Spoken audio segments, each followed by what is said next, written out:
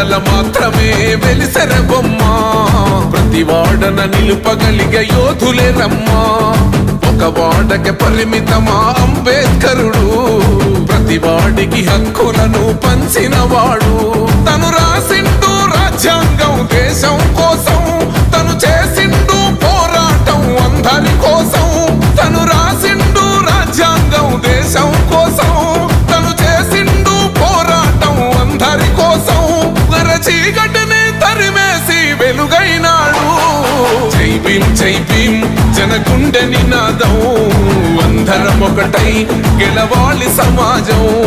జై భీమ్ ఒక యుద్ధ నినాదం అందరి కోసం గది పోరు ప్రవాహం